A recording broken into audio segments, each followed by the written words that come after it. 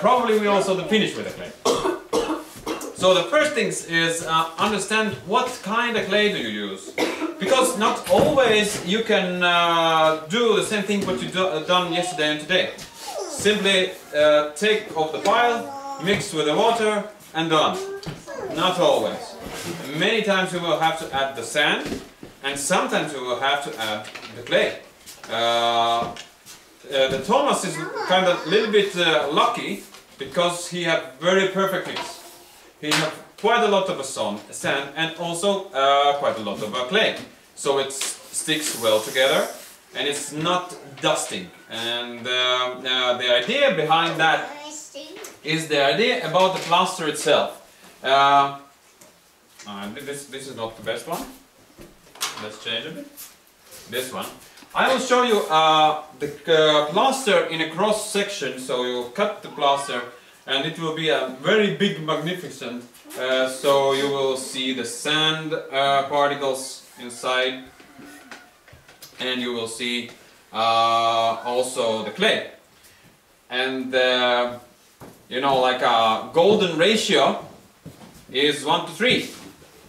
And you don't have to write it down, or probably you can, but it doesn't mean that you always will use that one. Because if you buy the clay out of the store, which is dry powder type, you sometimes need to add a little bit more of the sand because it's too sticky. And if you dig out the ground, then probably you will need to add only 2 parts of the sand because there is already sand inside. And very good example is that clay what you use today. You don't add anything at all. You just simply mix with the water and it's okay. So what we have to achieve and what we want to achieve is these particles, which is round one, basically you would like to have them not round but actually a little bit square. It will be better. And that's why when you choose and when you have to add the sand, then you actually try to search for a very sharp sand. When you take it in the fingers and you do like a rubbing a bit, then it bites in your hand. And they are not like near Jurmala. Have you been in Latvia and in Jurmala? Yeah. It's very soft beach, you know. It's like, oh, very good.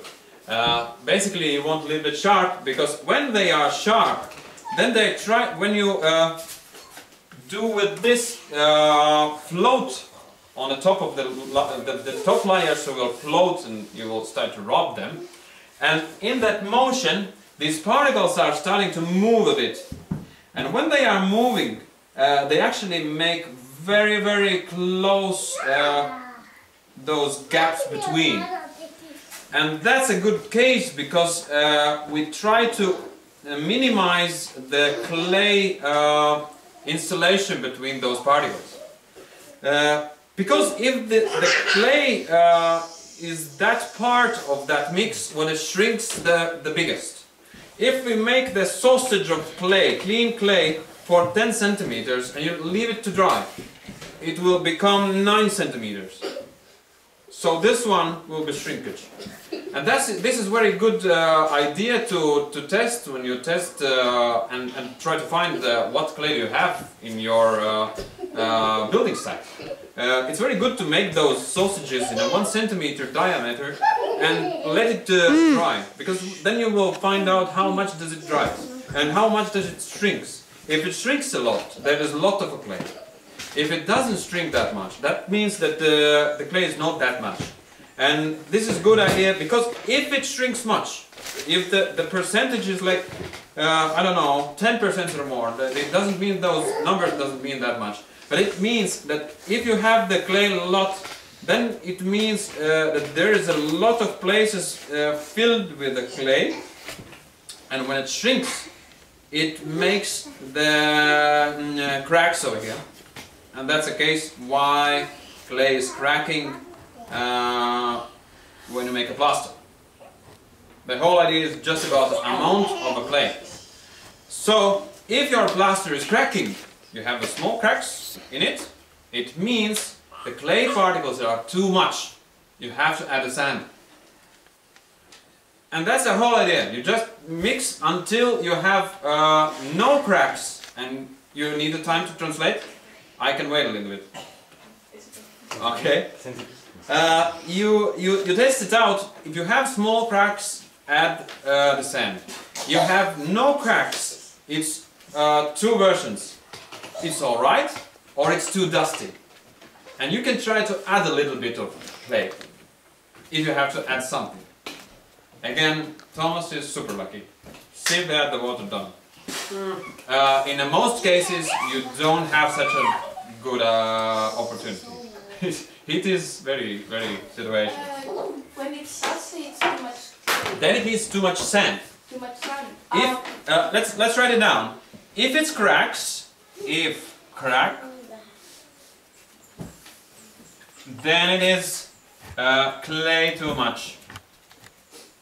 Clay. Then if dust, then it means sand too much. And you simply add a little bit. And what about moisture? About moisture? Yeah, like when you How much do you need to add? too much water or too little water, there are also like some fat. No. There's one point what we have to mention. We have to mention that I think that it's very easy to work with a kind of liquid when it's like softer and it's easy and smooth and you can put it on. From other hand, when you work it on a ceiling or so, it's super difficult than if it's too wet. But on a wall, it's better spreading and things like that when it's moist. But you have to do with a float, because if you not, then there arrives the bubbles of water. And if you are not floating it, then after some time, that water will evaporate out. So you have those free places, and it's again weak point, because there is gap and air and nothing, and here you have a clay, and if there is something what moves a bit, then the crack will be here. Yes? But if you do with that one, then it compacts very well, and then the finished layer will be strong, tough, and well.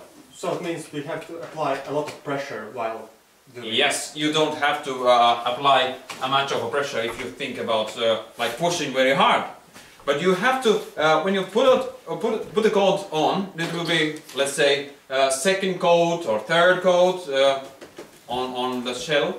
Then you just simply rub it. You move it like smooth and just move it around. It makes flat surface, and it's also compact to the plaster. And then you will have two rabbits with one shoot. Yeah? Okay, that's the basic idea. The recipe about 1 to 3 is like holy grail, but it's never happening. And you always think about those things what you see, that cracks, then it's too much clay, and if it's too dusty, then you just add the clay and it will be fine. The color of clay actually doesn't mean anything. It can be gray or blue clay or brown clay, whatever you have, you can use. It just depends on the color what you will have in the finish. We tried with here in Almode is also the gray clay.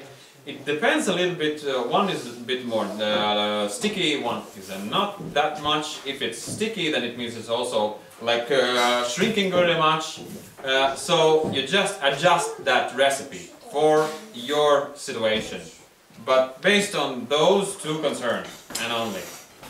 So about the layers, about the coats what you have.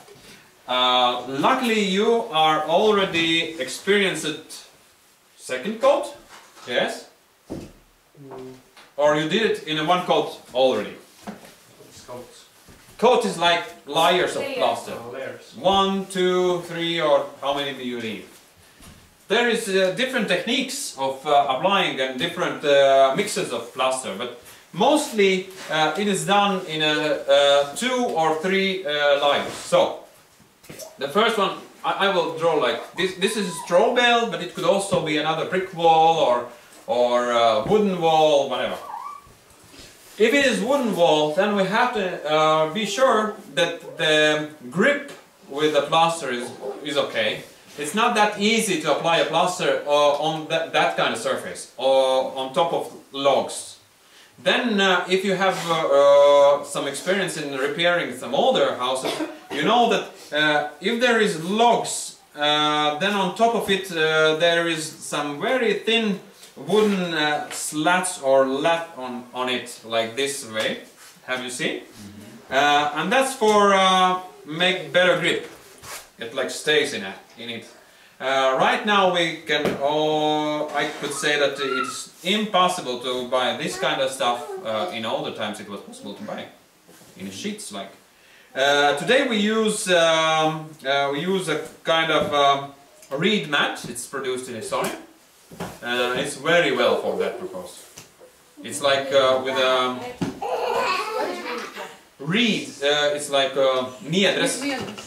It's a plant grow in the lakes. In the lakes. In the lakes. Oh, my God. Yeah, and it's cut like a you know, in stripes. You can cut. Yeah, like a straw but stronger. And it's already made in one layer, so it's not very thick. It's very thin, and you can apply with a stapler. They have different thickness. They have different thickness. For that purpose, you just need one layer. There's only one reed in a row. And it's connected with a wire, so you can catch, and that's why that's how you can make a better surface for the clay plaster, even on I don't know, any place, even in your apartment, it can be done. If you want to see the plant when we go out of the house, in the first and then the second bassin, some plants are growing this week. Yep. Okay. In this case, we imagine that this is straw bale, and a straw bale, as you saw, is very good surface for that. The clay is very sticky, and what we do, and it will depend on a little bit depend on the situation, but mostly we do this way. First coat is like quite liquid, what we started to prepare with the Mars today, and it's like a. It's not completely clay slip, so it's not only clay and water. It's the consistency is, if you know, very good kefirs. Kefirs is thick a bit. It's like you know, milk product. We have like a sour milk. And like in Latvia we have that kind of thing. Yeah. But I'm thinking, it's something between milk and sour cream. Like a kefir. Or a little bit thicker, and then you mix it with the clay. Why do we need that? This is like a base coat. It's like a yogurt. Like a yogurt, yes. Because yogurts are also different. They are quite, you know. It's closer to drinkable. So in Russian it's a smetana. It's a hapovor in Estonia. That's more. Yeah, smetana. It's sour cream. It's sour cream, and it's a little bit more thick. Something between sour cream and milk. Yeah, it's somewhere between. It's not completely liquid. So the basic idea is that if you take it with a hand from a bucket, it doesn't drip. Okay. Because what you will do, you will take out of the bucket with a hand and put on the straw. And what it will do, it will make all straw, all wall with very sticky clay. And the mix what I like to use is 1:1. All mixes, I'm writing not best way, 1:1, not 1:1. Well, what does this mean? 1 part clay, and 1 part sand. Why this? I know that many masters are using only 1 clay, just with the water. Why I'm adding a sand? It makes like a little breaks. When you apply next coat, it's not breaking something, but it's not slipping away. Because clay with the straw together is quite slippery. And the next coat is trying to escape from there and go down. When you add a little bit of sand, then it starts like a... and that's it. So it slows down that thing. And if its mixture is kind of on a drippy side, you put it on, and immediately when it's still wet, you apply next coat. So what we try to do, the coat, the thicker coat, what you applied on the external surface, it's very good and it will dry out and it will be super strong. But the case is that very many particles are dropping down, right? It's not sticking at the first that well. With that one, you make the surface very sticky.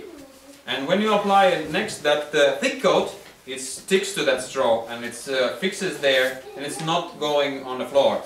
You of course can take off the ground and put again, but when you are working on a 2-meter height, you don't want to jump down and up and down and up. You just want to be as fast and as effective as you want, as you need to make it a bit faster. So this one is it like a base coat or in Latvian there is a word gruns, I don't know how it is in English. Primer.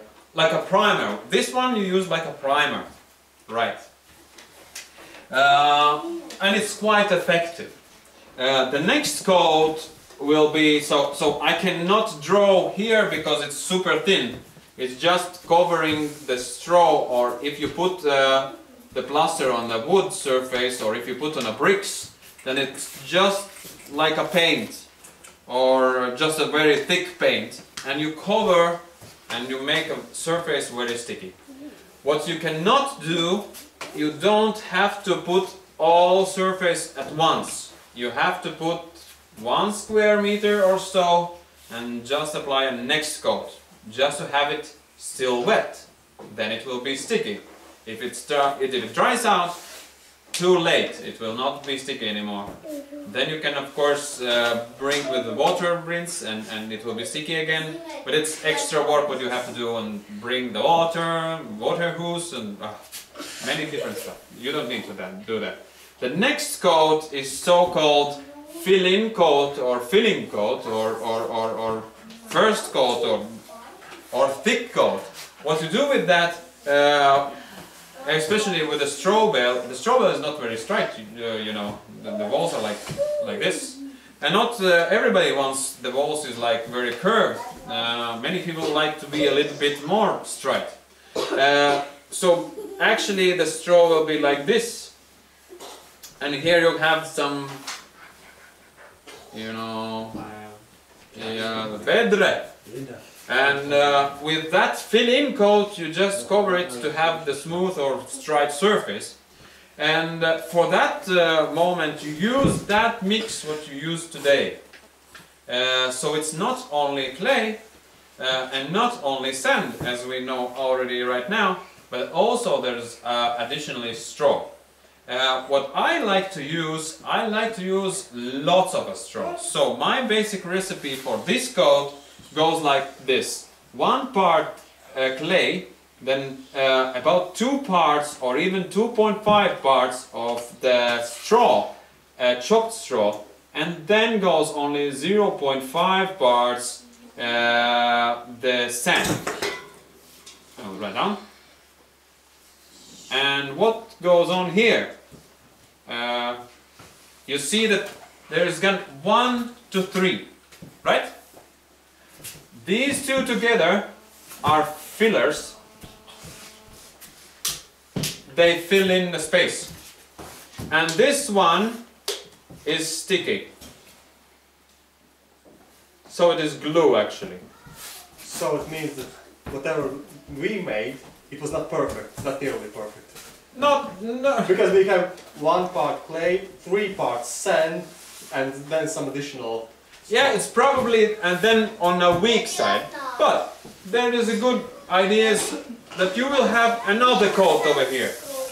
So when, this recipe means that if it stays together, then it's a question about how strong it is. And by strong we think about what kind of problems does it have to survive, right? And the biggest problem is rain. So that coat has to be very tough. And this coat can be filled-in coat, so we just fill in the space. So the mistakes over here is not that big problem. Bigger problem is here. So we have to prepare this coat the best as we can. And this one, if we make mistakes, it's probably sometimes easier just to go on to make the surface flat and strong and dry and hard, and then fix the basic layer with a very good plaster to protect from the rain, from a snow and so on. But there's a whole idea. If you miss a bit, and if you add the 3 parts here, then again it will be not a very big problem. And if you add there not 1 but 1.5, there is again not a very big problem.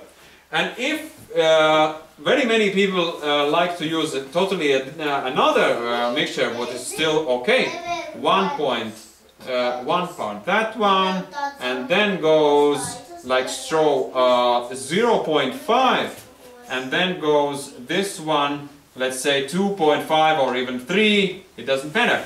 But in this case, what it means, this mixture will be lighter in a weight, because there's many straw, and straw is lighter than sand. What I have discovered that this mix can fill in, and even if that gap would be like 10 centimeters over here, 10 centimeters, I can fill it up with a 1 coat. And this is super good. Because with any other recipe what I have used, and one of the very classic, those German recipes, they don't use that straw actually. They use mostly 1 to 3, 1 clay, 3 sands, done. And just put on a wall. So this is okay, they make a hard surface, but it is impossible to make 10 centimeters in a one coat. You fill the 2 centimeters, then 2 centimeters, then 2 centimeters, and then 2 centimeters. So it means 5 times you come back to that place. I don't like that. I like better to spend a bit more time to make a different recipe and a bit more time to make it straight in a one time, but I'm not coming back so many times on a one spot. So that's, for me, it's easier. So you can decide. But this recipe is more traditional to Japanese and Chinese builders, what for centuries built the tea houses right out of this recipe. So this would be fill-in coat, and then and this one is applied mostly with the hands, just the way what you done. Probably you had a little bit less of the straw and more of a sand, right? That's how it was. Okay, and then comes the top surface, where is more things about the tools and more things about straightness and things about that. And even then, if you use this mixture, then with the float is quite a tough thing to do, because it's very sticky and it doesn't float that well. But if you want a straight wall, or at least as most straight as you can, then it's worth of doing that. Can you apply water on the surface of the floater so to make it slide? No, you shouldn't. Because when you apply the water, so you wetten it all the time, what you do, you wash out the clay of the top surface.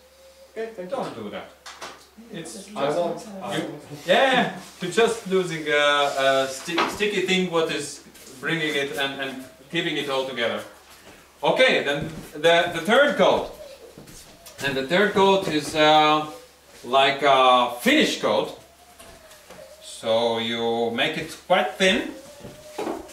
This coat actually mostly is like 2 centimeters thick or so. It's quite thick. And then on the top I have drawn it really thick, but basically it's 0.5 to sometimes 1 centimeter, not much. And this is totally different again. And there is not that much straw inside, but it could be. And it can be with straw or without. So in this one, in this recipe I use like 1 part of the clay again, then some, let's say 2 parts clay or 2.5 sand, and then only 0.5 straw. And straw, if I need, so sometimes it's like this. Straw I'm adding when I want to have that straw in a top surface visible. It's fine chopped. This straw then is fine chopped, so it's in length about 2 centimeters or so.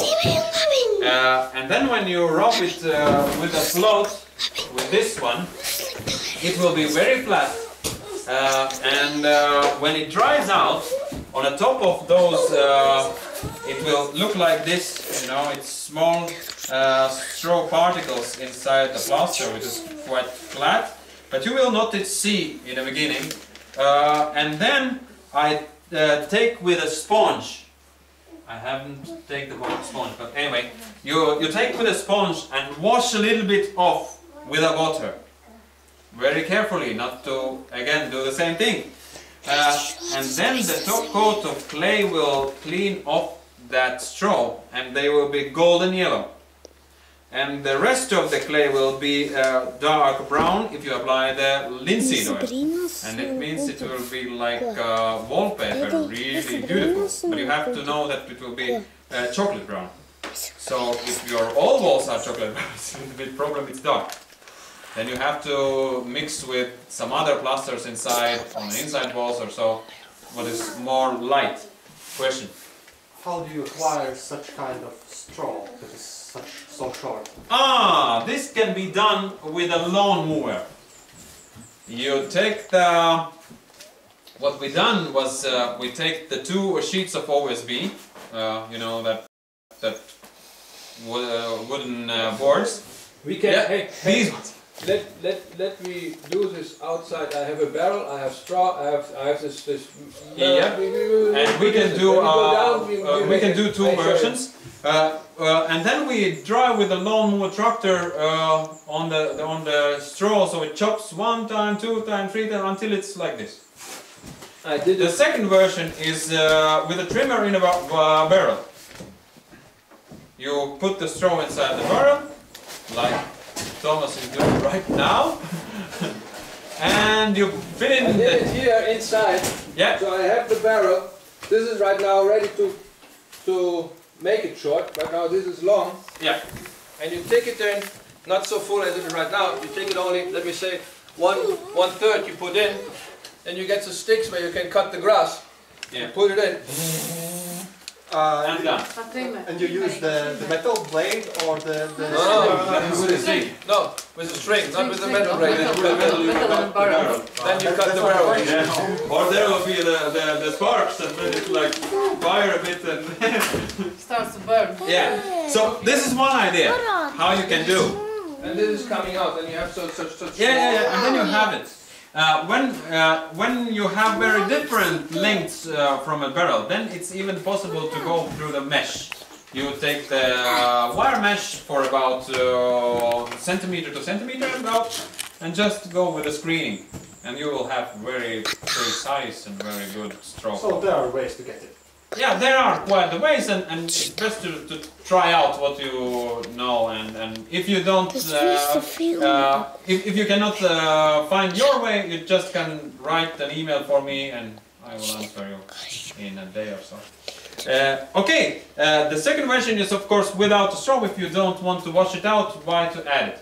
The answer is sometimes it's good to add it also, even if you are not in a mood to wash it out, because it's just like makes it stronger. It binds together, and there is some fibers what keeps it stronger together. So it's actually it's better to have the chopped straw in the plaster than the sand, because it cracks less. And if it would be possible, then the finish coat very many times in the older days they used cattail. Do you know what is cattail? Vilkuvaale in Latvian. Oh. And there are fibers in it, it grows again in the ponds and lakes, and it looks like this. Windy rain. Yeah. That one. Yeah. And there is a very good fibers. If you collect it for the finished coat, which is very thin, so you don't need much of it, but you still need something. Don't take it out of my grey water system. It's also Don't take away. And you can mix it in, so it again replaces the sand, and it has the fibers. It makes it stronger, so you can add more clay. And clay is that tough thing and tough part of the plaster. So this is about the mixtures, and you, I think, understand that it's based on what you want to do. At first we needed a lot of the glue parts. We need to glue to the straw, so we added a lot of the clay and less sand.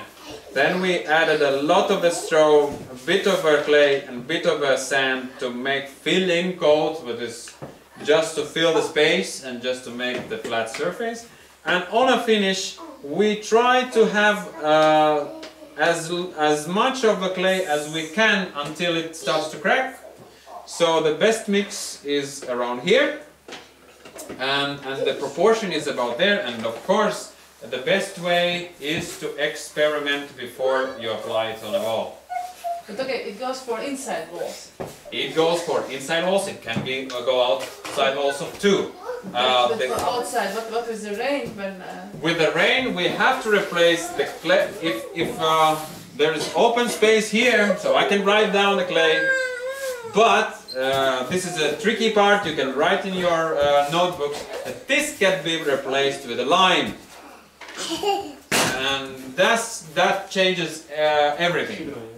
Replace totally or replace Totally. Totally. Yeah. Totally. For the outside, replace totally. But it doesn't fit with what I have seen outside, because outside is not white, because the lime is white. Yeah. There, Thomas has used the clay. So if you have a big roof overhangs, no problem at all. And it doesn't wash that fast because rain is not getting here. Yeah. If you have shorter overhangs, or you have like this wall, you would need to use, otherwise it will go away. We had just the same situation in a short, step out from the story. It's a day we had plastered about a bit smaller surface than this wall. And I went to my primary job or everyday job, so I'm working in a school, and I have call from my wife because rain started, and she screams in a phone with the tears in her eyes that our plaster is going away. And hey, what I can do right now? Nothing, because we have to use quite something recipe like this. With a clay on that surface wall where the most of the rains and hits, so it just started to go away. Are there any bad repercussions for mixing clay with lime? No, the idea is you even can combine those two ideas, because with a fill-in coat you apply it with the hands. And if you start to use to with the bare hands, it's also way to go. When you start to use the lime, no way. Your hands will dry out very fastly, and they will be etchy, and it's not comfortable at all. So in this case, you can use the middle layer. So you use that fill-in coat, then goes another coat which is mixed 1 to 1 with the clay and lime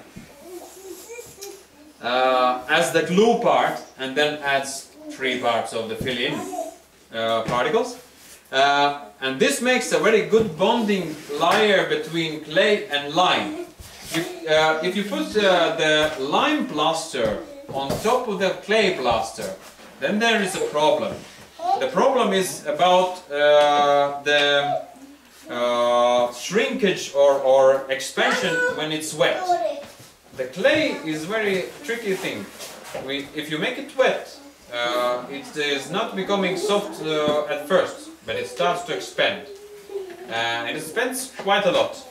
But lime is not expanding that much. And if you put the one layer on top of another, so one expands quite a lot and one is a nut.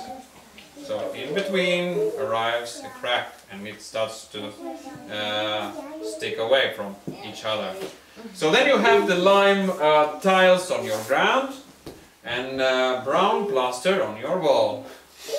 The lime is not there. That's happened with our house for the second time. Then we changed totally that wall to wooden shingle or wooden siding, so no plaster at all.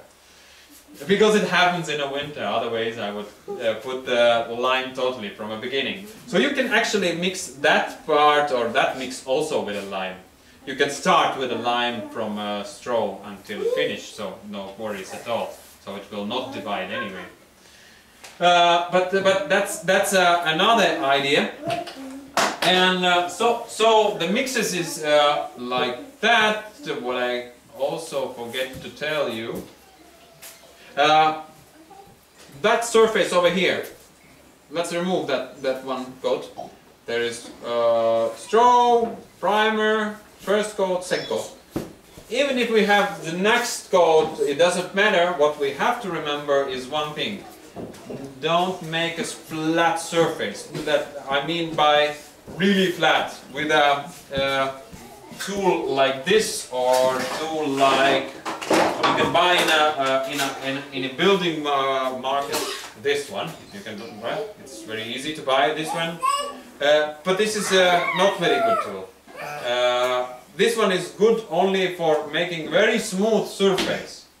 And what you don't need to do, you need to use it there on the finish coat on a very last stage.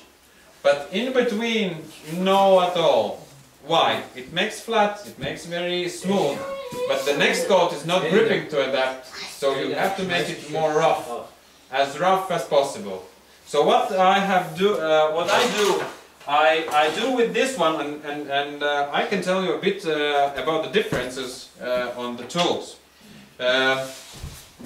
This one actually, when I bought, was in a shape like this, so you can cut down. Why to cut? This one is really huge one, and if you want to make it all straight, with that big surface, you cannot pull it straight. It's really hard for your hand. After 1 hour, nothing big. After 2 hours, oh man. After 1 day, like, oh my god.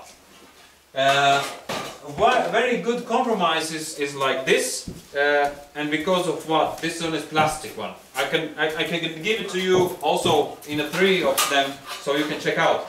The idea is like that. Mostly they are selling these ones, which is stainless.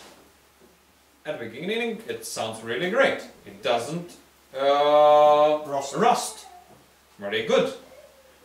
Not good at all for the plaster, because that surface makes it flat and it doesn't spread it, so it doesn't bring to that surface. You can also buy, it's a bit more expensive, but it's out of the grey metal, or it's not stainless. And you can see it like here, it is rust on top. But what it does, it doesn't slip, it's stick to that, the plaster is sticking to that, and you can pull it in a directions and spread it out and make it flat. But by this one you can just and it's smooth, but it's not straight. The plastic is very good because it's also sticky. It's difficult to find these ones. I a few weeks ago tried, but no luck. And the plastic is very good also in a case of that. It sticks to that and it spreads very well, so these tools are good. So you can give around if you want and check out the differences. What I have discovered, I had one very good teacher in education of plasters and strawberry building, and he showed me another type of tool which is more popular for Japanese. And what they have a little bit different handle of the trowel, and that handle is a bit more closer to the surface. Look at this. There's another. You see, it's rusty, so it's gray metal. And that handle is away from the surface. And what you do when you try to make it straight, it's far away from your hand, and you don't really feel the surface flatness, and light goes like, and you don't feel anything. When you have it very close to the surface, you bring it like this, and your fingers are on that surface, so you really feel that. The tricky part is that you cannot bite it. You can, but this is really difficult. You have to make it your own. You sometimes just have to make it your own. This is what I've done. I had more of them, but they started, of course, to wear out, and I don't know where they are anymore. I had some 4 or so, different sizes. Also, it's very good to know that you will need different sizes of them. When you have those, points like there will be plaster here, and it will go up, and there will be that board, and then on that board, this is really good to have the small ones when you get into the corner. And also, that's why I use that pointy style over here. If you use that one, can I take it for a second? Oh, on that corner in top, it's really difficult to get there and make it smooth over there.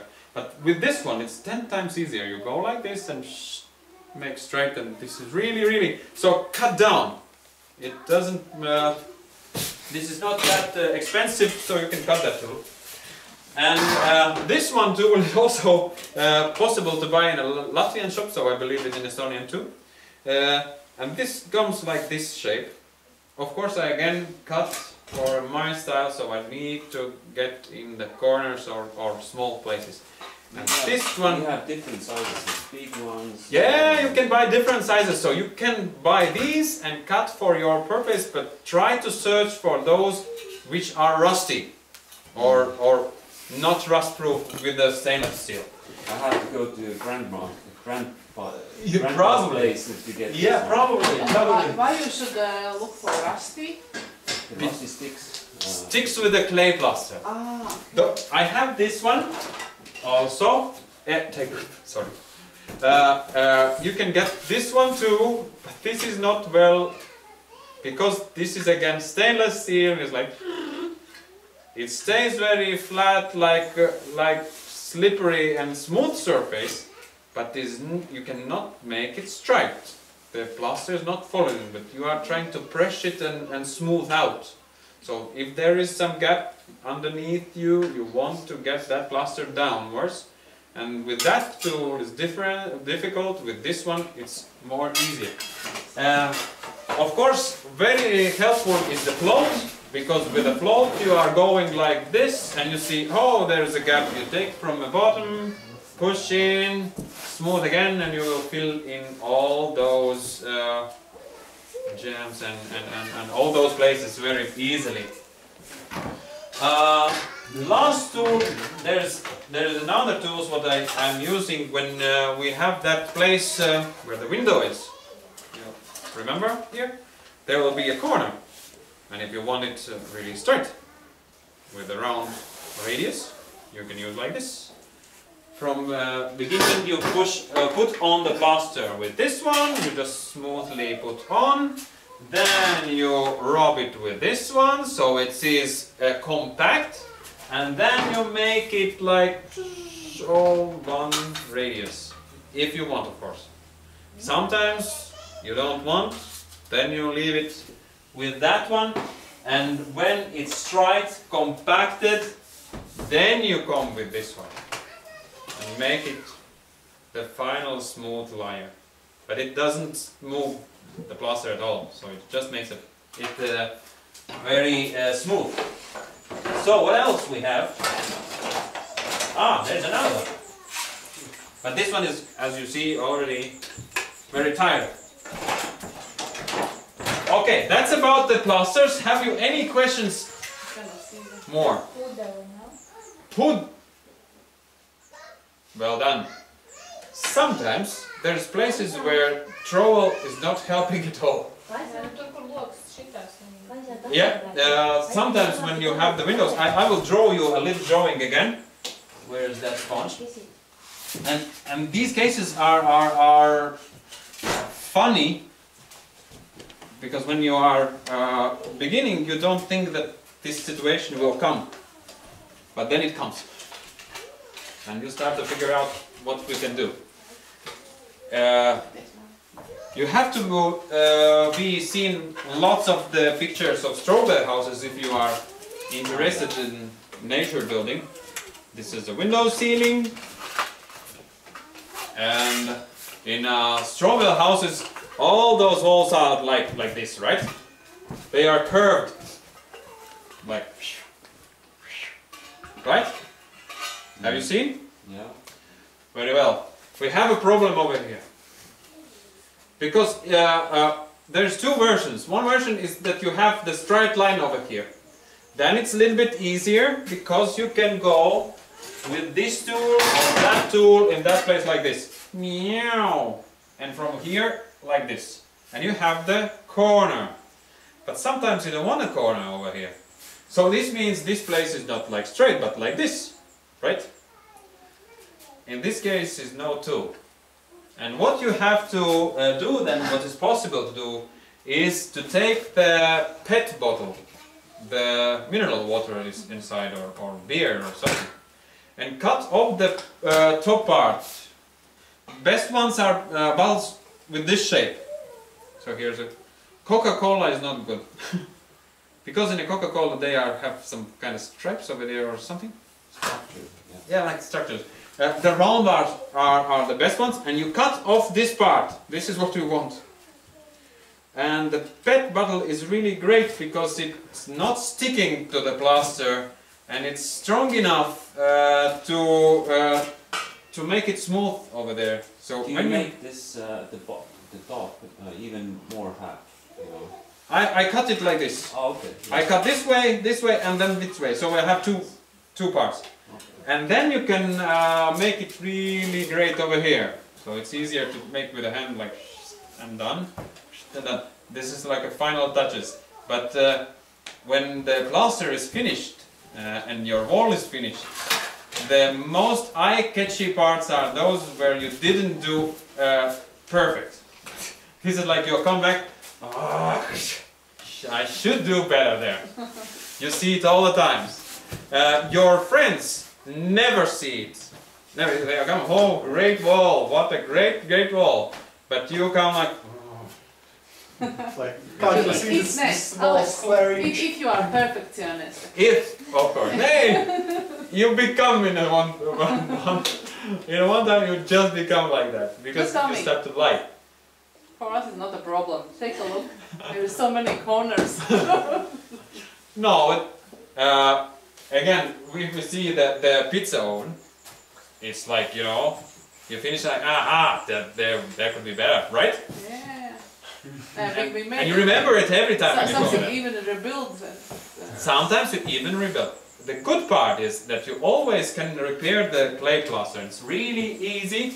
It's not, you will not repair it with the ideal results, unfortunately. But it's 10 times easier to repair clay plaster than it is with a cement.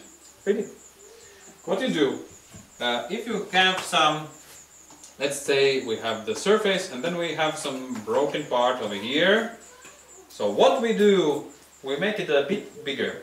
The first thing is to remove plaster in a size like hand or so. If it's crack, in different situations you have a crack. Cracks are not that straight. Like this. Well, again, don't try to fill that crack this way. It will not be possible. So what you do, you make the crack even bigger. You make it in a width about 5 centimeters or so. Then this means there's no such a line. And if we cross section like this, again A to A. We have profile like this. Don't make profile like this. Okay. This profile gives you opportunity to make it as best as possible. What you will do, you will fill it with the plaster, like here. And when you put on the float on top of it, this is a hard surface, this is a hard surface, so it will straighten out and you will get the best fix what is possible. If you do like this, then you always will, in that corner everything will be fine. But in this place will not be fine, because you will have the bigger particles of a sand and these will stick out all the time and every time. With this one it's 10 times better. So very sharp corners. If you do with the plastering, actually the same thing. You go with, let's say we have a pole, we have a window. The best idea is to start and finish. This is the best scenario. Start from one and finish there, and only then go to different tasks or things. But if it's not possible, sometimes it is like that, I would suggest you stop somewhere over here or somewhere over here. Don't stop like this. It's difficult to then to make it good looking. With those lines, you can always come back with a sponge or with a brush, with a very clay slip, which only play with the water, and you just like a paint on top of it, and then with a sponge you remove the excess, so this crack will be almost not visible, and anyway you will paint it probably after that. But again, the profile should be like this. You go with the plaster, second coat, and then you go with the previous coat. Yeah? So it's very sharp. Don't do like many people do. They are going with a new plaster coat, this is a new one, and then they are doing like this. When you come with the next coat, it's impossible to make very good looking this point, because some particles will go on top that hard surface and they will stick out. And it'll be like, not cool looking. You can make very cool looking houses out of the clay too.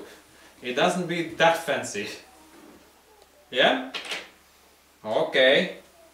So with a bottle, yes, with a bottle you can also make these corners very well. Here, here.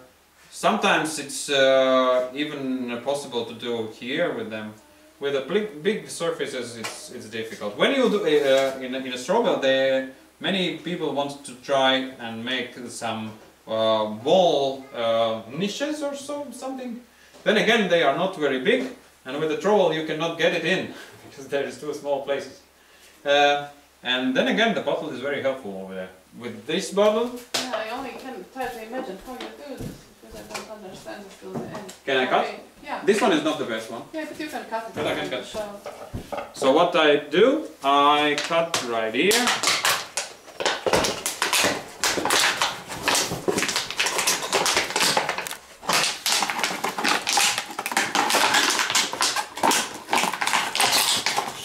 Very funny to have everybody watching how I cut the plastic. Okay? And then we'll like to have it over here.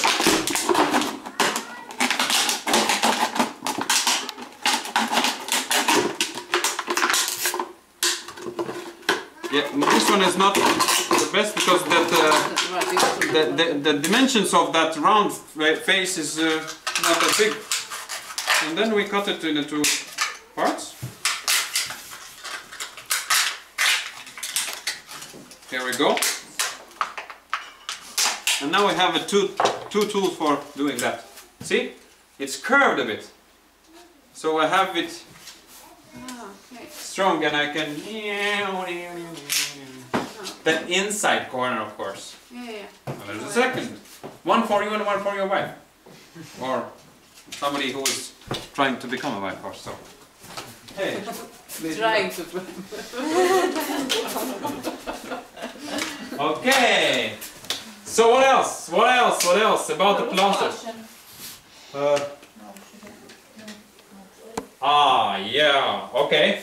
The another question could be about how you put on the plaster. There's two versions, and I find that there are good ideas about